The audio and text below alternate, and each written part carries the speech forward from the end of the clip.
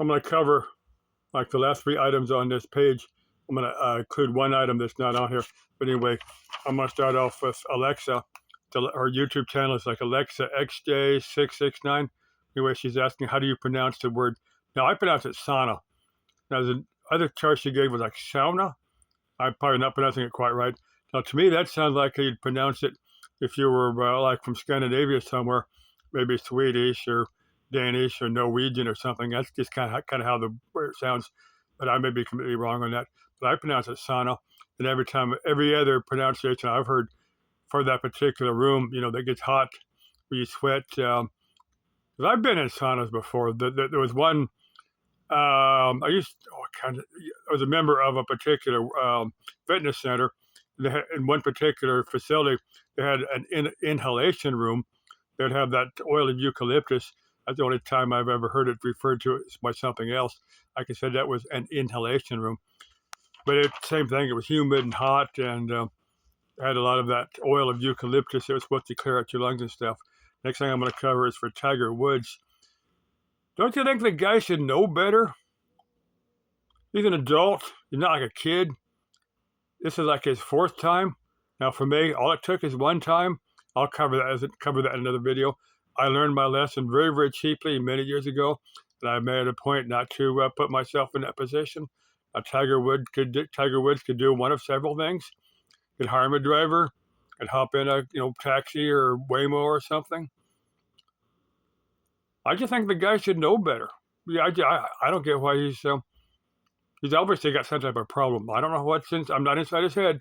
But the guy's obviously got some type of problem. Let me see. I'll get to Sabina Hassenfeller here in a minute. I'm on my pickup.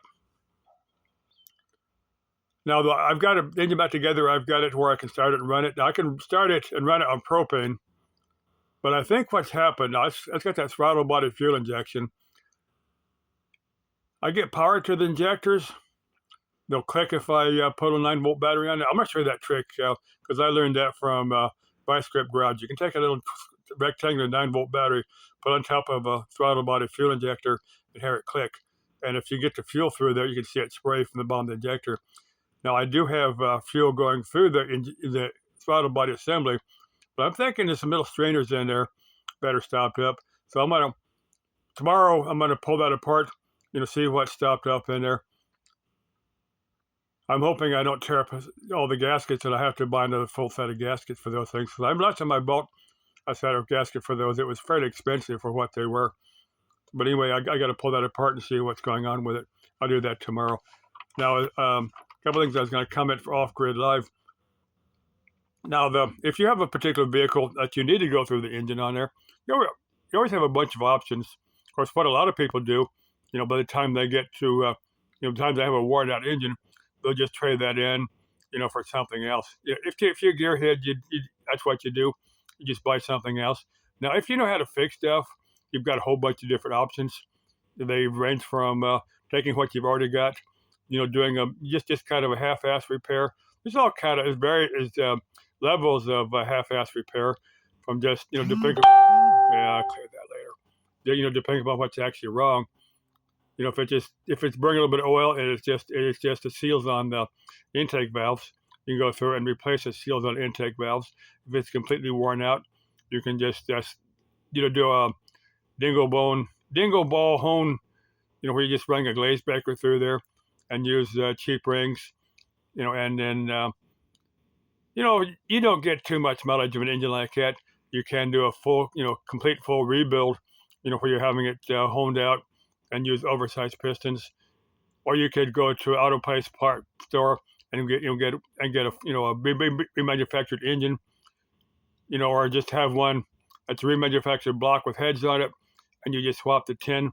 Now, a lot of people that will do that you get a remanufactured engine and swap the tin and the injectors or manifolds, oil pan, stuff like that. You spend time and clean them up, or you can go to a wrecking yard, and find a good used engine and hope it's a good used engine, or go to a full service auto wrecking yard, where somebody sells you a good used engine. Now, a lot of those places won't have what they call a bumper warranty. Now, what a bumper warranty is, the warranty is good until the guy at a particular place can't see your bumper anymore, and then the warranty is null and void. Yeah, I've had a few bumper warranties before. But anyway, that's what a bumper warranty is. That means that you're on your own. You just try to get that used as cheap as you can.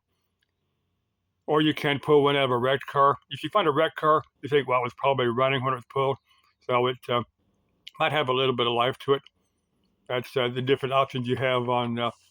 If you have have enough skills to swap out an engine, but don't really want to go through and rebuild one.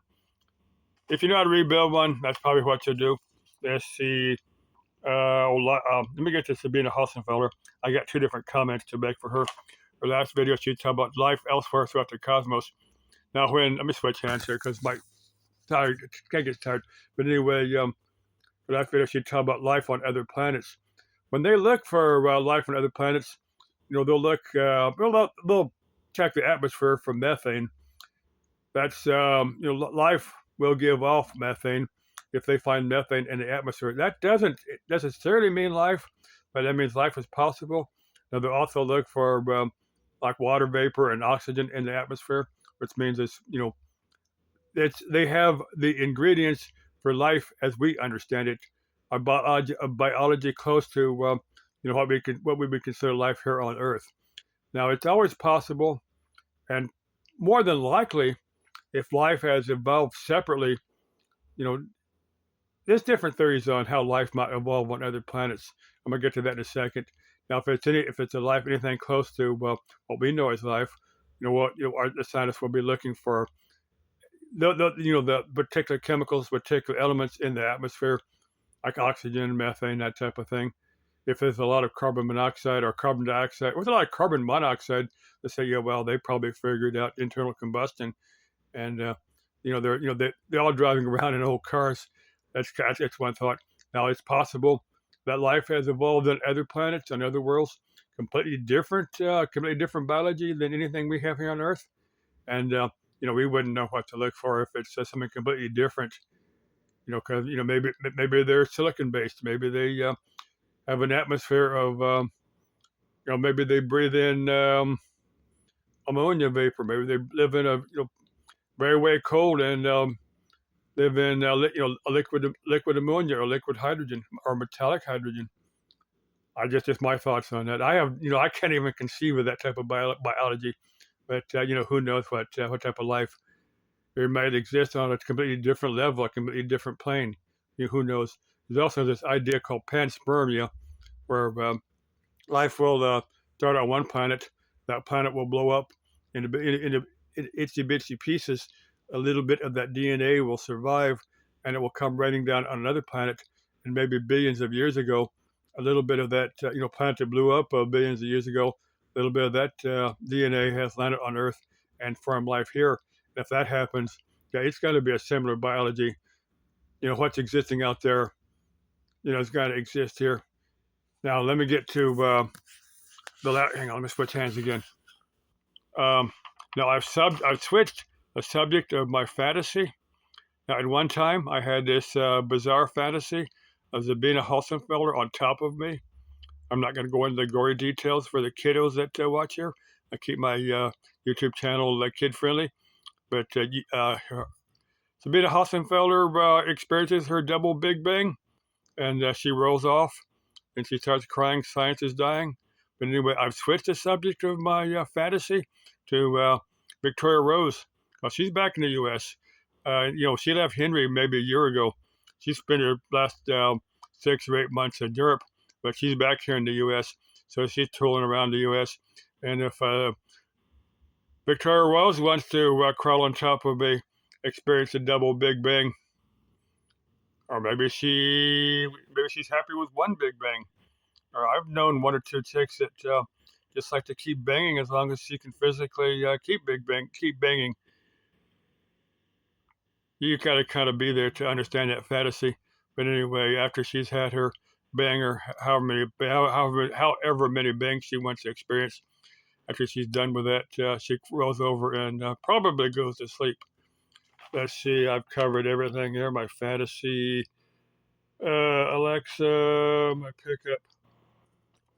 Okay, ciao. For that one special chick, Leben Sie wohl. Auf Wiedersehen. Ciao. Das Vestania. Mahalo. Arrivederci. I can't say that one. Au revoir. That's it. Au revoir. I'm terrible at French. Hope maybe some French chick wants to teach me proper French.